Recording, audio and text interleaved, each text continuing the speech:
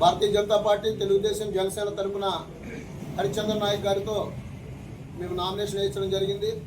గత 2 రోజులుగా జరుగుతున్న పరిణామాలు మీరు చూస్తూనే ఉన్నారు. మా సోదరులు కూడా దీని మీద నిన్న జరిగినటువంటి పరిణామాలు కూడా మీ అందరికీ తెలుసు. అసలు నామినేషన్ స్క్రూటినీ చేసే టైంలో ఎవరైతే అభ్యర్థి ఉన్నారో వాళ్ళని పిలవాలి, లేదంటే అధికారులే కూర్చొని స్క్రూటినీ చేయాలి. ఏదైనా కంప్లైంట్స్ ఉంటే వాళ్ళని పిలవాలి. కానీ నిన్న మధ్యాహ్నం నుంచి మాకేం చెప్పారు, ఇది క్లియర్ అయిపోయింది, మీరు వెళ్ళిపోవచ్చు, మీరు క్లియర్ అయిపోయిందని చెప్పేసి అన్నారు.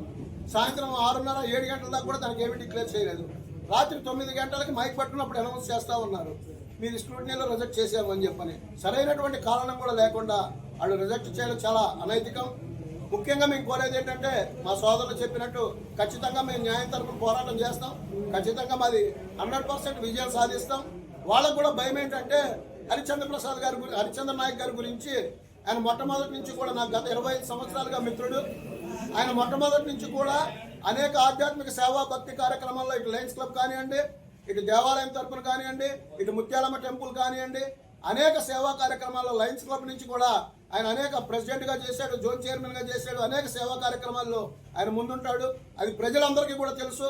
భద్రాచలం పట్టణంలో ఉన్నటువంటి ప్రతి ఒక్కరికి కూడా హరిచంద్ర నాయక్ గారి గురించి తెలుసు.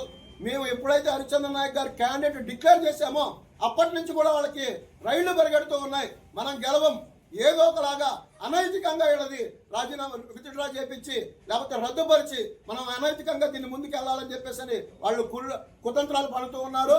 ప్రజలందరూ కూడా గమనిస్తూనే ఉన్నారు. నిన్నటి నుంచి కూడా, ఈ రోజు పొద్దున్న నుంచి కూడా మాకు ఎన్నో ఫోన్లు వస్తున్నాయి.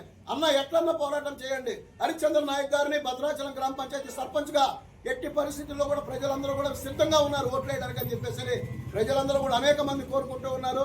మేము ఒకే ఒక్కటి చెప్తూ ఉన్నాం, ఈ రోజున భారతీయ జనతా పార్టీ సర్పంచ్గా హరిచంద్ర నాయక్ గారిని గెలిపించినట్లయితే మరో అయోధ్యగా, మరో దక్షిణ అయోధ్యగా ఈ భద్రాచల పుణ్యక్షేత్రాన్ని ఖచ్చితంగా తీర్చిదిద్దుతామని చెప్పని కూడా ఈ పత్రికాముఖంగా మీ అందరికీ కూడా తెలియజేస్తూ ఉన్నాం.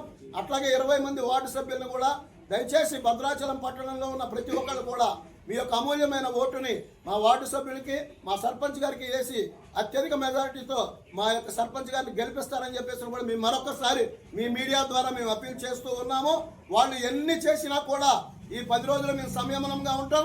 దయచేసి మీడియా వాళ్ళందరికీ కూడా మీరందరూ కోఆపరేట్ చేయాలి.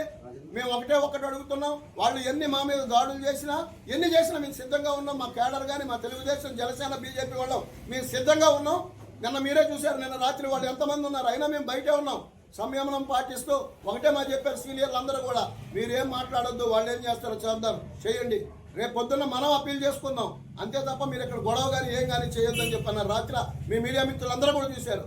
వాళ్ళందరూ అంత గొడవ చేసినా కూడా కనీసం మా భారతీయ జనతా పార్టీ తరఫున, తెలుగుదేశం తరఫున ఉన్నారు 100 మంది పైన ఉన్న మేము గొడవ చేయగలం.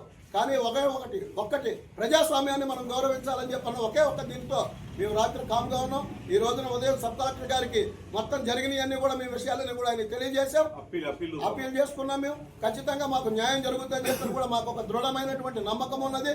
ఈ భద్రాచల గ్రామ పంచాయతీలో ఉన్నటువంటి 41,000 మంది ఓటర్లందరినీ కూడా మీ మీడియా ద్వారా కోరేది ఏంటంటే, రానున్న 11వ తారీఖు ఎన్నికలలో భారతీయ జనతా పార్టీ నుంచి మేము నిలబెడుతున్నటువంటి హరిచంద్ర నాయక్ గారికి, దానికి మద్దతు ఇస్తున్న తెలుగుదేశం, జనసేన పార్టీ అభ్యర్థులకి మీ యొక్క పూర్తి సహాయ సహకారాలు అందించాలని, అత్యధిక మెజారిటీతో గెలిపించాలని. అట్లాగే ఇంకొక అప్పీల్ ఏంటంటే, మనందరికీ తెలుసు గోదావరి పుష్కరాలు రానున్నాయి. ఎప్పుడో కాదు 2027వ సంవత్సరం, అంటే 2 సంవత్సరాల తర్వాత భద్రాచలానికి గోదావరి పుష్కరాలు వస్తున్నాయి.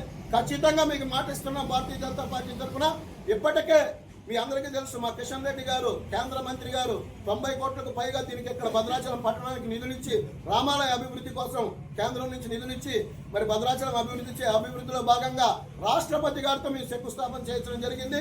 అవన్నీ కూడా వర్కులు నడుస్తూ ఉన్నాయి.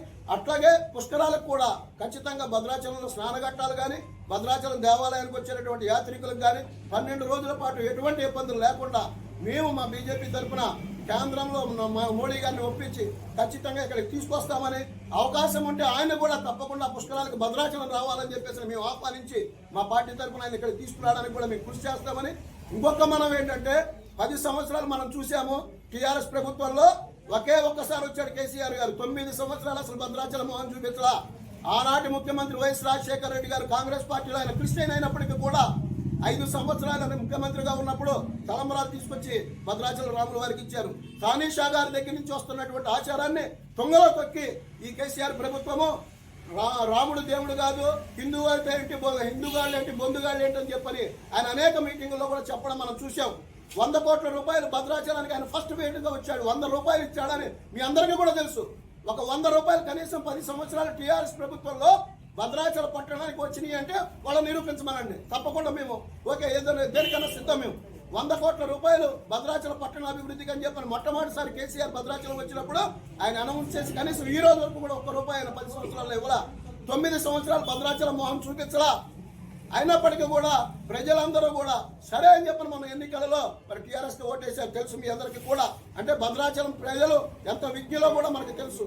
కానీ మేము ఒక్కటి అప్పీల్ చేస్తున్నాం, భద్రాచలం ప్రజలు రానున్న సర్పంచ్ ఎన్నికల్లో దయచేసి గతంలో లాగా మోసపోకుండా ఎవరైతే హిందూ ధర్మం పట్ల, హిందువుల పట్ల ఎవరైతే ఉంటారో, రామాలయ అభివృద్ధికి ఆహర్నిశలు ఎవరైతే కృషి చేస్తారో, ఈ భద్రాచల పట్టణం అభివృద్ధి కోసం ఎవరైతే కృషి చేస్తారో ఒక మంచి నాయకుడిని ఎన్నుకోవాలని చెప్పేసి మేము మా భారతీయ జనతా పార్టీ తరఫున, కూటమి తరఫున కూడా ప్రజలందరినీ కూడా అభ్యర్థిస్తున్నాం. జై శ్రీరామ్.